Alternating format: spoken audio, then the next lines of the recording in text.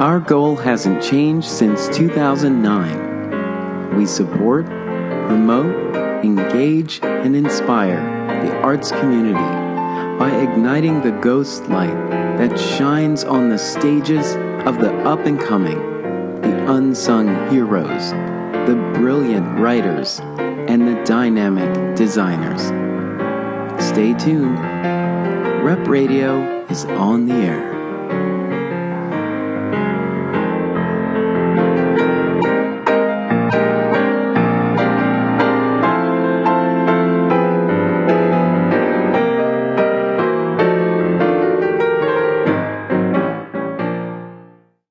Welcome to Rep Radio.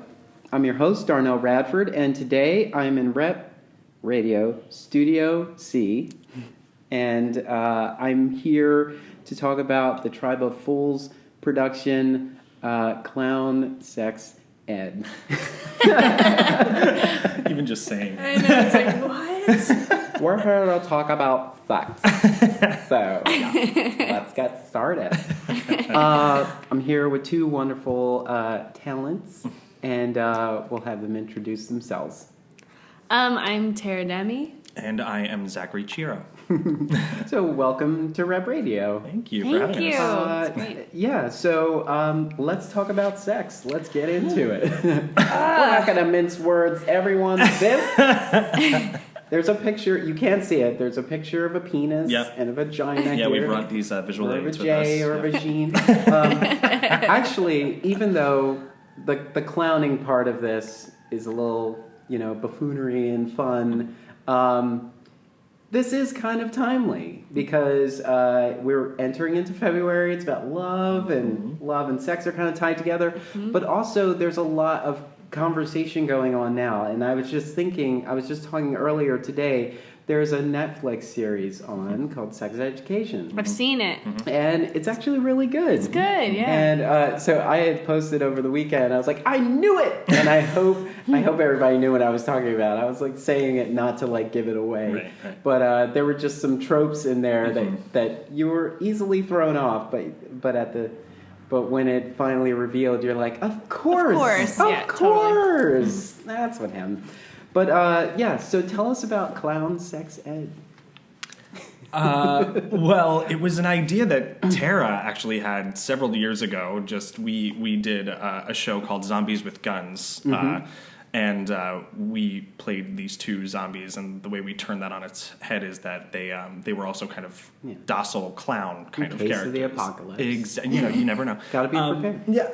So she had the idea of bringing kind of the duo back to do a sex ed class, and it was almost a joke, but now, much in Tribe of Fools fashion, we made a joke about an idea, and 3 years later, it's a show that we are fully producing.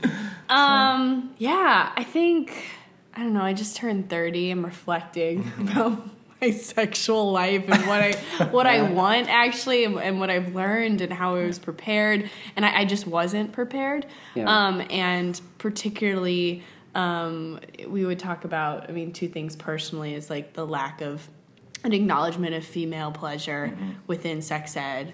And then, a lack of acknowledgement of any sort of relationship that isn't heterosexual. And that has just been sort of sitting on me for a while. And it was like, I have this idea. And clowning, I studied in Italy. I studied a Lecoq-based red-nosed clown style. And they're not really sexual beings. They're very naive. They're very childlike. They can be sexy. But they live in a different theatrical plane than typical realism. And I was like, can I take sex ed and can I combine it with theatrical clowning? Two things that I'm not sure go together. If the clowns help tell the story, will we get something deeper and more intimate and more vulnerable than simply what you've seen a lot, which a sketch show like a parody of sex education, which we are trying to do something a little bit different with the show. Yeah, and while of course we are going to be sending up kind of your everybody has a horror story or two about kind of how, sex education was brought into their lives and kind of what they learned and what they didn't learn. But I think we're trying to kind of take those characters and, those teachers who kind of gave you whatever it was they could and turn them on their head, make them a little more three-dimensional, I think. And I think the clowns really help us, play with the idea of joy and pleasure and taking kind of the good things that you've learned and kind of moving forward with that. Just thinking about my own, health class, you could say that it wasn't really sex education. It was really about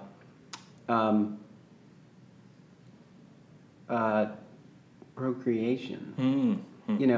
Because pretty much everything that we learned was leading up to how to produce a child. And when you think about how we learn now, like if you go to a seminar or you do some kind of workshop, there's additional content that they will leave you with. Maybe there's like an index that's like, hey, here's 10 other books if you want to dive a little deeper. But we didn't get that. So it's just like, this is what happens to a boy. This is what happens to a girl. And once you get to stage 5, now you're ready. Now you're ready to make a baby. Yeah, very, very biological. But you're not ready. So even though this is 6th grade and we're teaching you right now, don't do it till you get married. At least like 23 or something. Take detailed notes and keep them in a notebook. But we're such a curious society now, and we would have never been able to ask. But what if, because whenever someone raises their hand now, it's a personal anecdote that is like 5 minutes long, and you're like, we only have time for one more question. Right. And we would have never gotten that in school. So because it's so personal, no one's going to sit here and say, so this morning, and then 5 minutes later, and everyone's eyes are bugging out of and the teacher's like, well... Well, let's table that and then talk about it later. But you did mention like some horrific stories and so on.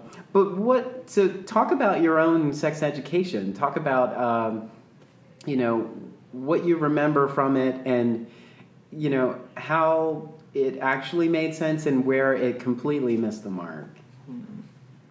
I don't know. It's funny. I did have a health class and there was a small section of it that was dedicated to sex ed. Unfortunately, it was taught by my my cross country coach. So just it was always like the gym, so terrible. The gym dude. And then it's like I see him at practice afterwards, and I can't really meet his eye. So that's and with a guest star, the school nurse coming in and showing us a condom demonstration that we actually recreate in the show. I won't spoil that for you. But my biggest kind of horror story I've told Tara and everybody involved in the show in this is actually from my parents, who thought that they were being very, very responsible, sitting me down probably at the age of 11 or 12 and trying to talk me through the entire thing. And after about a half an hour of them kind of stumbling through this, my mother asked, we just want you to practice. And then she stopped and she was like, what is the word? I can't remember the word. And my father said, safe sex. We want you to wear a condom. And my mother went, I think I was looking for the word abstinence. And I said, my 11-year-old self said, I'm going to let you guys finish this conversation, and I'm going to go watch Power Rangers. I'll see you later. But so just, an example. You just click the remote. Yeah. You don't even say anything. Exactly. So that was just like an example of a horror story where you could tell that they were trying so very hard. Yeah. And just, a lack of communication or just like them being ill-prepared, kind of led to this incredibly awkward and slightly traumatic moment. Yeah, I had health class. It wasn't that helpful. It was taught by my Australian gym teacher. And I could. Good day. Good day. I have a box full of things. I'm going to take out the things and I'm going to explain to you what they mean. Best Australian accent. Thank you. I'm really good at it. Sorry to everyone in Australia. We're going to talk about wanking. Yeah, we're talking about wanking. I didn't have a conversation with my parents Audience, at all. this doesn't have an explicit tag, but it probably should. Before Good luck. I didn't have You're a in the car conversation. with kids. Yeah, sorry about listening. that. Keep Yeah. listening. Yeah. It's Maybe fine. it's helpful. It's important stuff. I didn't have a conversation with my parents, although if I had, they're both in the medical field, and I imagine it would have been extremely medical. They'd be like, here's a book of diagrams. But I didn't have that, and so I did have, I went to CCD, which is, Catholic. I go to church, and then you all gather together to discuss things, and there was a series of abstinence classes. And I will talk about this moment. We do explore it in the show, but a woman got up and she put a piece of tape on her arm. First she showed the piece of tape and she's like, this piece of tape is clear, it's pure, this is your virginity. And then she put it on her arm, tore it off, and it was really dirty. And she was talking about really, really focusing on like women as dirty pieces of tape. And the more you use it, the more it loses its stickiness, it loses its value. And no one's gonna want you at the end of that. So there's this just a series of abstinence classes that they were co-ed, but it felt like it was very much Which falls directed. apart immediately if you think about if you did get married, if you waited till marriage and you had several children or enjoyed each other. Yeah. So at what point am I worthless to my partner? Right. This doesn't make any sense. It's not. doesn't. The metaphor does not hold up. I Yeah. mean, those are just a couple of examples of where we feel like a lot of sex education has been from a basis of fear, of shame, certainly, and of misinformation. And we're seeing if, with this exploration, we can not only poke fun at those experiences just for the audience's enjoyment, but also see what the root of all of those were. Where was the compassion in that misstep, and how can we kind of turn those experiences around and take something a little bit better from it than just this kind of trauma that follows us through life. Yeah. Yeah, we've been working with Dr. Tim Marie Schmidt, also known as Dr. Tim Marie around town, also burlesque performer, sexologist, sex educator. The podcast. Also, her Right. podcast, Sex with Tim Marie. And that's been incredibly helpful to have some of her research and understanding to inform the piece as well. Great. So you're not just walking in. Yeah. We picked the oldest book we could find, and then we just started making fun of it. Chapter 1. Although you probably could, and that'd be an interesting hour of theater. I'm so interested in that as well. Yeah. I was thinking of my health class was it was my gym teacher who was also the driving school teacher. Oh, okay. So if you can imagine talking about sex education and then sitting in a car alone with him. No, please. Trying to focus on the wheel. Hey, can we go back to the conversation? I like the idea that he just uses the same driving, how to drive, and Yeah, how to yeah. have sex. Yeah. And he just switches out words. He's like 10 and 2. 10 Yeah, and 2. exactly. You can go automatic, but you don't have as much control. If you want to go manual, you can take your time. Yeah, exactly. Yeah. Listen to your parents. Well, I remember, at least for me, it was completely, almost immediately glazed over the fact that homosexuality existed. Mm-hmm. So, I mean, that may have been a one-liner, and I don't think anyone in the class was even, what if, so that never came up. Mm-hmm. And like I said, they don't suggest any other materials for you to go to. I'm sure the library has to have something that's just like, here's just a list. We're not going to unpack it, but if you have time, go visit the library. These things are in here. You didn't do that, so at least for me, I remember sort of not necessarily sneaking, but just kind of quietly going through aisles at Borders, Yes. to find. I feel like all the young gay men at my time were just finding these magazines, which really weren't really talking about sex. They were just kind of the closest thing we had to. Oh, I guess that's what it looks like, or this is kind of. Well, I think wasn't helpful. Yeah, and I think so many kids have smartphones now that Yes. their first experiences with sex are via porn. So Yeah.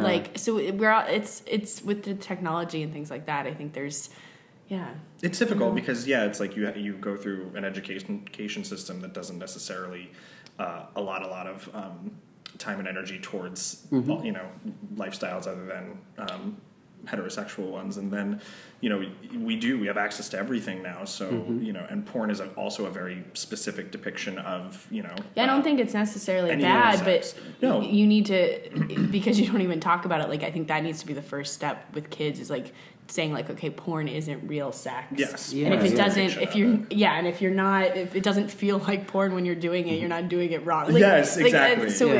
I think it's a tough.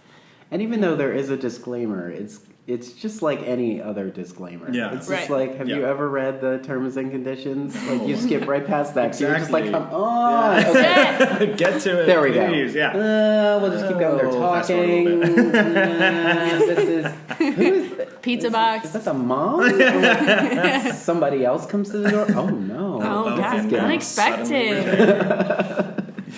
It's very interesting, and there's just not a lot of.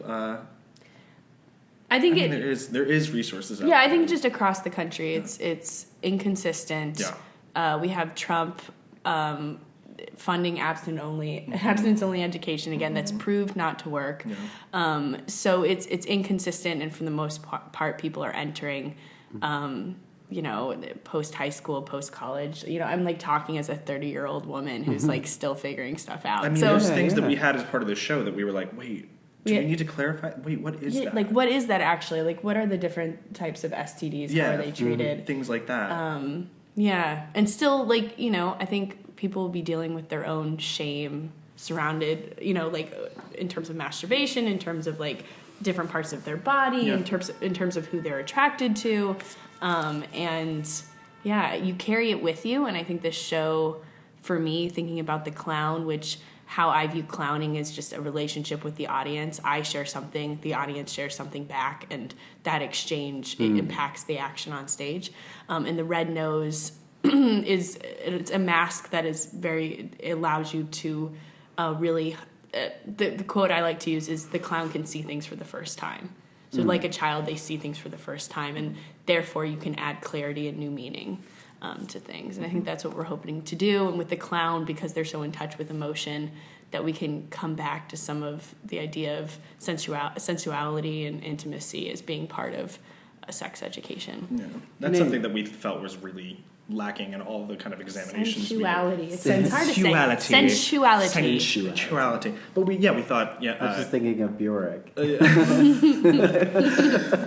But this idea that pleasure and sensuality and intimacy are things that are either not discussed or they feel weirdly taboo or stigmatized, and we're hoping to use the clowns as a way to be like a connector with those tools, because they are so, as Tara always says, they're like very emotion based. So it's been fun to play with that. So since we're already getting very, very personal here, what would you have wanted to learn back then that you didn't until later? As you said, you're still discovering at 30, and actually we all are, because maybe you had a partner for a good period of time and you really thought this was going somewhere, and then out of nowhere you both just grow apart, and now you've got to essentially kind of start over again, where you figure out how this is going to work with someone else. But you have, in a sense, a backstory of information. I kind of know that sort of worked for us, that didn't work for us. So maybe I'll try to, bring some of that thought process with me into this next relationship. But what were some of the things that you would wish they would have expounded on then that maybe would have made it easier for you to have better understanding later in life? I mean, this was something that I talked about, and we actually kind of made as the show developed, we made sure there was part of it. but just that it was okay to have feelings that were not the typical heteronormative feelings. I think that was like the basis of a lot of troubling things that I've dealt with. It's just like at the baseline, it's okay, and it's also okay to talk about. Do you know what I mean? Yeah. Not only was I told that those feelings were not correct from these different educators, these different influences, but they weren't okay to even discuss that you had. So that kind of shame is something that's affected me, and I know has affected many, many, many people throughout their lives. So that plus just all the information. Do you know what I mean? Like on top of these emotions that I'm feeling for somebody of the same sex as me, just knowing what to do, what the dangers were, what the good things about it were. That's another thing that we try to focus on in the show. What's the good part of sex? What's the the thing that you can? What's the fulfillment you can get from it with yourself or others? So those are the things that I was particularly missing in my kind of education. Yeah, it's something like what is said, what isn't said. We were talking to Dr. Timmery Schmidt about the idea of like why people, like, instead of throwing condoms at people, be like, okay, why do individuals not wear condoms? This is desire to feel close, this desire to connect, this idea of intimacy and sensuality. So that's where you need to start, rather than starting with prevention and starting with the risks.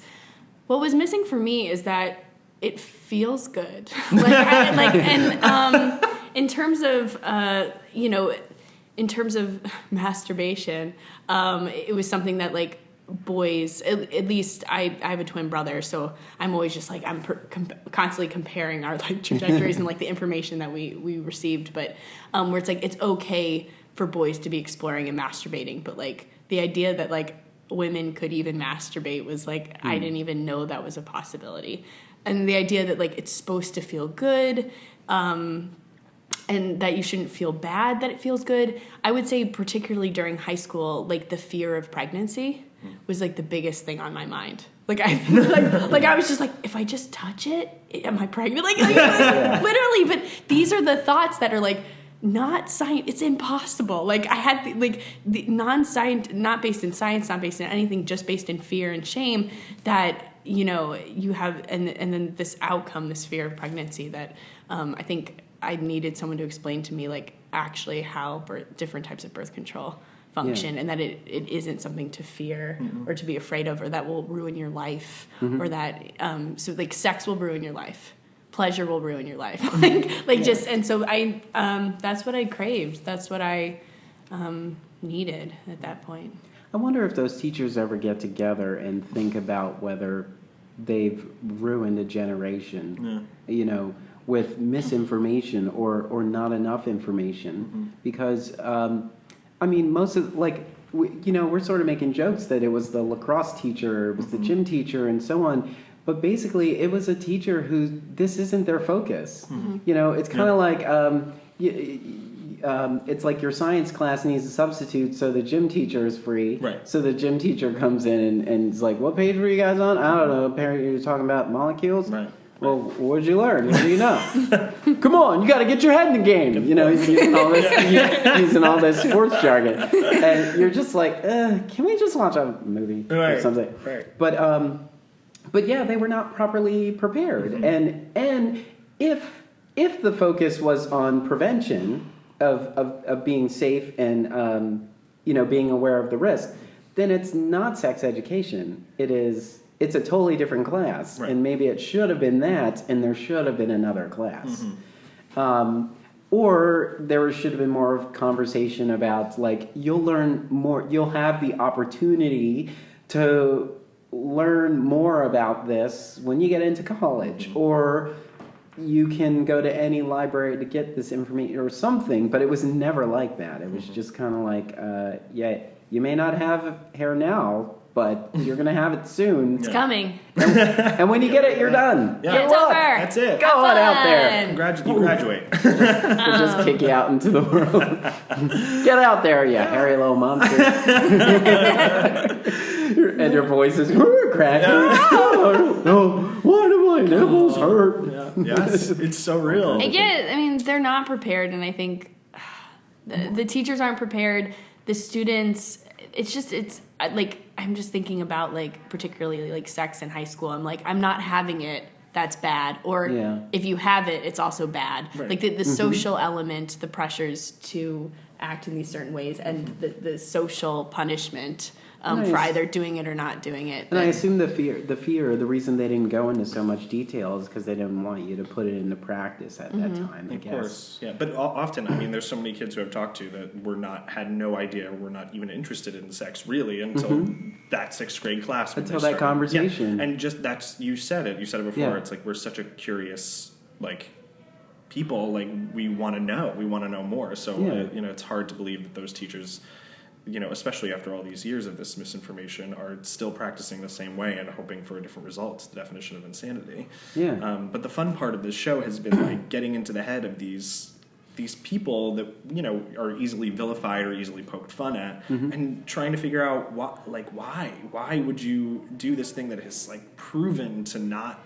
be helpful, or is, like, over years has shown to damage people and give them so much shame and so many problems. And it's been an interesting challenge. It's been kind of like the thread of our show. Like, where did that come from, and what were they trying to do? What were they trying to accomplish? Yeah, in the show we take the red noses off, and there's sections where we play the teachers of a religious religious lens, public school, and then parents. And it's this attempt. At first, it was to focus on how they have failed us, but in doing our research and living in these characters, it's how do we find compassion for how we were taught for these people, because it's how they were taught, and how can the clowns, instead of saying all this sex ed is bad, which is deeply problematic, how can the clowns look at it, watch it, pick up the gestures, see them for the first time, and actually rework the gestures and the content into something more joyful and beautiful, because that's how I think eventual change can happen with these models. Yes, that's where... Or even those teachers saying, and if you would like to learn more, Yeah. please consult your parents. Yeah, it's having... Because your parents are experts by now. Yeah, we've been working should know. Advocates for Youth. You can go on their website. They have tons of resources, and that's also been a really helpful resource. But you're right, like the people that are put in these positions to teach this content are often not prepared, and often are just teaching at their comfort level, which who knows? Yeah, right? could be anything. Yeah, they're like, I got 45 minutes to basically BS without a PowerPoint. Right, exactly. We literally just set a line from our show. We only have 45 minutes. We have one day to do safe sex. That's all we've been allotted. I don't know why I understand. I don't know if everyone got a booklet, but I did get a little booklet. It was like, it might have been like 12 or 14 pages or something like that. It was very small. But it was just like you flip the page and it's like, this is what your penis probably looks like right now. If you flip the page, soon it's going to look like this. And then your testicles are going to get a little bigger. And then, but there was an explanation there, but in general, it was just like, this is going to grow. Right. But it doesn't explain why they're growing and what they're doing, what's happening on the inside, so that you can understand why this is happening. Yeah. And I don't even think that at least that particular part factored into how the rest of your body is reacting. Like, it was literally a basic drawing of like from the navel to like the mid thigh, I guess. Yeah. And then at the end, that's why I was like, and you're done! Yay! Yeah, you did. Got a full adult-sized penis going out there. But of course you couldn't ask anybody about it. No. So if you let's just say on the 17th, when you close this production, you are now certified to be a sex educator. Oh God. One, would you even take that job? And if you were a sex educator, like, what would you do? I mean, how would you how would you begin to engage the youth of today in 2019 about sex education? Interesting. Oh, well, would I want that job? Because this might be the reason why we didn't get all the information we had. I mean, you're actually getting the right information, so that even though you're using the clowning as a way to sort of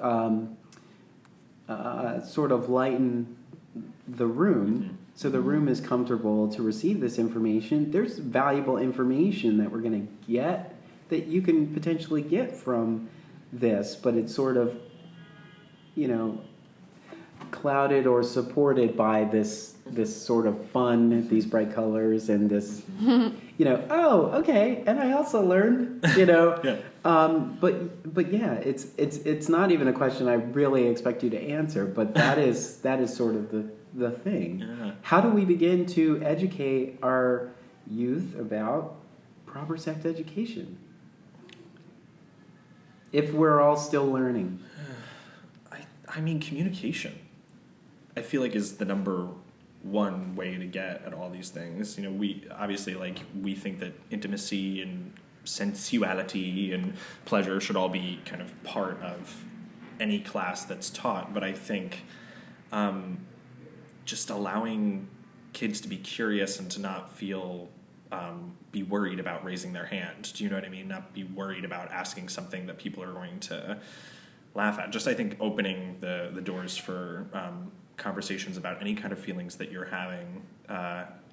If I were to have some sort of class, that's what I would hope would be a big part of it, because there's plenty of biological things that you can discuss. There's plenty of charts and weirdly drawn diagrams that I could show people, but I'm sending you a few links. okay, good, thank you. Check out that information. Oh no, I mean, if the kid were to ask questions, Right. you should be able to say, that's one I don't really know. Right. But Yeah. let me do some research and Yeah. see if there's something I can share with you. Yeah. And then if you have questions, we can learn together. Yeah. I mean, there's definitely in the educating roles that I've been in as an adult, it's been like that. I don't know. Let's find out together. Yeah. And now we're both learning something, and then make them, set them at ease by saying, "Oh, I learned something too. Look, we're learning together. What else can we learn? What else is on your mind?" Yeah. You're right about being more open about it, because I don't think, it's like when someone says that they have an open door policy, but the door to their office is closed and it has a lock on it, like 2 locks. Yeah. It's like, What? I thought this was an open door policy. And you have office hours, Right. and it's like 6 o'clock, and they ended at 4. Yeah. It's like, you're not being very open. Right. If you're trying to, Right. if I'm trying to come to you with some serious thoughts. Well, yeah, I mean, and so much of the curriculum are dictated by institutions, Yes. dictated by society. So it's really hard to be a teacher that's like, I can only teach off of this pamphlet, and yet I want to create this open environment. So I acknowledge that, some of the things I'm like, this is where sex ed needs to be, that literally there is not the infrastructure to support that. But if I was teaching it, I would want to present the information, present the diagrams, but always say that sexuality is evolving. How we understand sexuality is evolving. And I do think as an educator, you do have to address, here is a lot of the frameworks you're going to see. Here are all of the assumptions you're going to come up against. Here's, women are often told this. Because I think you have to acknowledge that if you're the health teacher, if you're the religious teacher, whatever you are, that you're not the only sex educator. They're going to receive education from their partners. And that's also and I was thinking about this in my own sex education, that I learned about sex from the guys I would have sex with. Yeah. And so I'm understanding sex through their pleasure, which isn't necessarily a bad thing, specifically if you have a supportive partner. But I think you have to acknowledge as a teacher that they're getting sex education, whether it's good or bad, from a lot of different paths and a lot of different avenues, and be able to open communication and acknowledge all those paths, and allow them to ask questions that you may not have the answer for. It's super important. Yeah. And if you're going to provide a solid foundation, even if you're going to stick to the basics, you can't get this done in like a month. Yeah. You know, this has to be a class, an elective that you choose for the entire year. I mean, give you enough time to unpack this, because it does. It kind of reminds me of those stories where it's just like, so tell me about the party you went to. Well, before I tell you about the party, I have to tell you about the moment before the party, because I went to this thing, and you're like, what's that? Oh, you don't know about that? So let me tell you about that first. And now it's something in there or something you don't know, and you have to keep building these foundations before you even get to what happened at the party. And it's kind of like that too. So I felt like all of those things were just a taste, and it's just like, apparently there are diseases that you can contract if you're not careful. This is just a glimpse. Here's the top 10. Here's the most popular. Here's the one everyone Here's a has. BuzzFeed list of those. Yeah.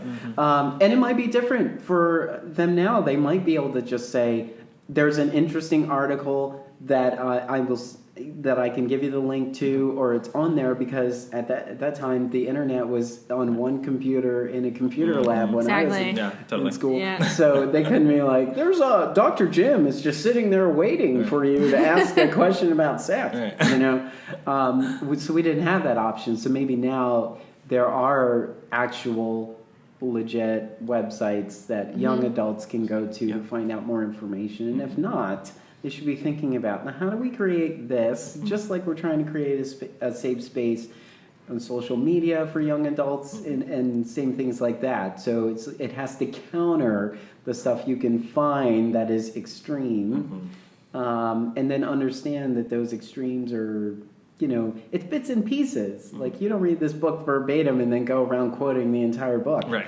You read this book and you find some things you like, and then you quote the things that you like. Yeah. Or the things that work. So it's kind of the same thing. You have to. It's sort of an overload instead of just like, we're just going to give you a tiny little bit, so that you're still lost. You're like lost enough to not act on this at all, and you all walk out of the class going, I'm so glad. His beard just makes me so nervous. Or her beard. I don't know. Yeah, totally. And that's something we've also like talked about. You know, sexuality and gender and all these things are kind of evolving, and awareness is kind of skyrocketing, really. And so even we are trying to kind of like be more and more aware, because everybody's sexuality is different. Everybody has like their own individual thing that they like or they enjoy, or that freaks them out. And so they may have not even discovered what it is that they do like about sex yet. Yeah. And they may have had a lot of sex. Yeah, it's they don't know true. yet. So I mean, they have to know that it's okay to be open to continuously discover and find, here's something that worked, here's something that didn't work. It should always be discovering, always be, exactly. and people need permission to explore, and the more that we can talk about it and communicate about it at any point in our lives, the better off we're going to be in creating an actual sex positive environment and culture. That's what we hope our little clown show is going to help with. But I would love a class that you just have every you start. I don't know. And again, like, we could have a whole discussion on when do we start and what do we start and what information do we start with, and but I would love a class like all through high school, even in college, that people are required to go to, and like even I was thinking like a research methods class where it's like look up. We're gonna look up 4 institutions' opinions on pregnancy or on contraception, because you can say, hey, like, Google condoms, Google these things. Like, I was Googling things for the show about STDs and found like incorrect information, because depending on the website I'm at, it'll look a lot scarier or it'll look very medical, and I don't know if that's even the best thing. So it's a tough. It's a tough. I think it's a tough thing. Structure. Plus, if they gave it more time, they could find ways to tie it into the rest of the curriculum. So this is a little bit more on the scientific side, which you actually will unpack in science class. And this is something that was widely referenced in this piece of literature that you unpack in college English. Like this is something that you have to. I don't know. You have to figure out how much this stuff's going to cost, and you'll figure that out in math class. Right? Yeah, no, totally. But like the economy, and how even in history, when we're looking at different movements in terms of like the sexual health movements, exactly. like we can tie it in. And I would just love if it's just like parents can like learn from their kids. Like I have to help Melanie on her U.S. history project, and Charles over here is working on a diagram of the penis.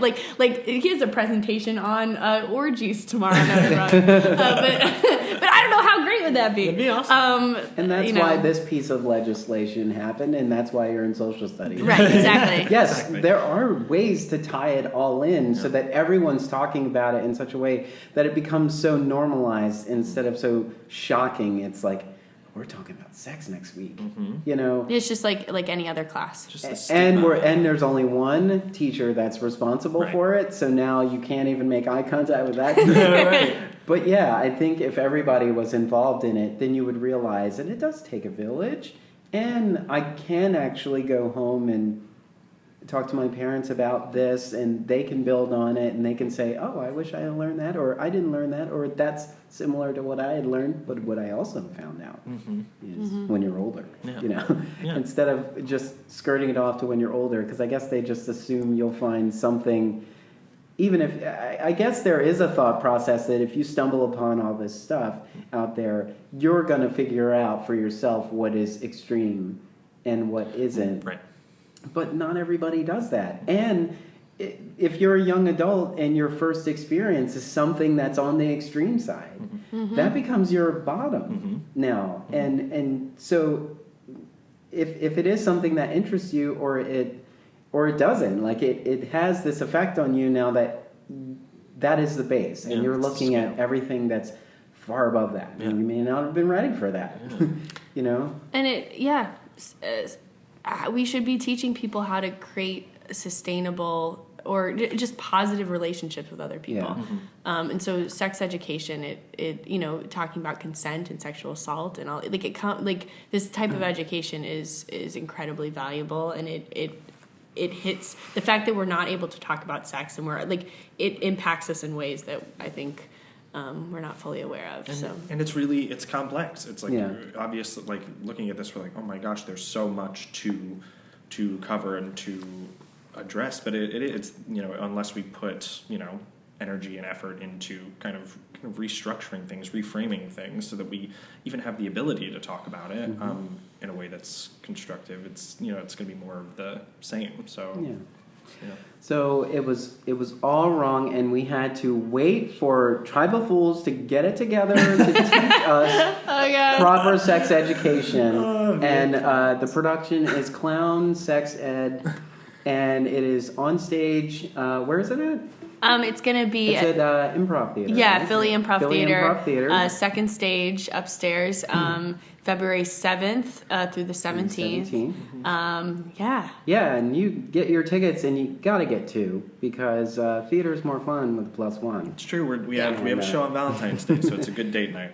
Yes. And it's at 7. You come see the show, go out, to eat after. Dinner, do whatever you want. It's perfect. It's great. It's fun. Yeah, definitely. I feel like we talked about some intense things, but the show it's uplifting. It's uplifting, joy. and we address some of the difficulties, and we of course do not cover everything, and we will be more than happy to chat with people after. We'd love feedback. TribalFools.org. You can check out our website, get tickets there. Yeah. Ask about some tricks when you're there. Yeah, absolutely. How do you do the swirl? I don't know what that is. It's very complicated. Tara, Zach, thank you for chatting with me. Thank you for attempting to unpack this. As we are adults, and we are still being very somewhat conservative about it too. It's just our Puritan ways that we've gotten from this country. Every time I say, I'm like, masturbation. I'm like, oh. Let's just all say it. Audience, listen. I just want everybody to take a breath. Breathe in.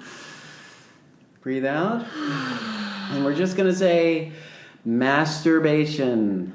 Masturbation. It's good for you and your Masturbation. health. It's good for you. Find out what you Good. like. Pleasure. Do Pleasure. it 2-3 times a day. time. Whatever you gotta do to get through your day. Yeah. Totally fine. Rep Radio said so it's gotta be just, fine. we're giving you permission. Sorry, You parents. now have permission to touch yourself. Yeah. Thanks.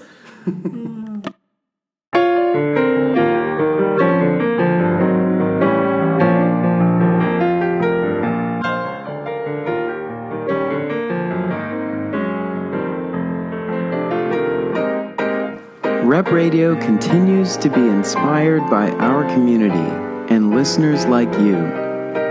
You can support our work through our fiscal sponsor, Fractured Atlas, and through our Patreon page. Visit repradio.org/donate for more. Stay tuned. You know the rest.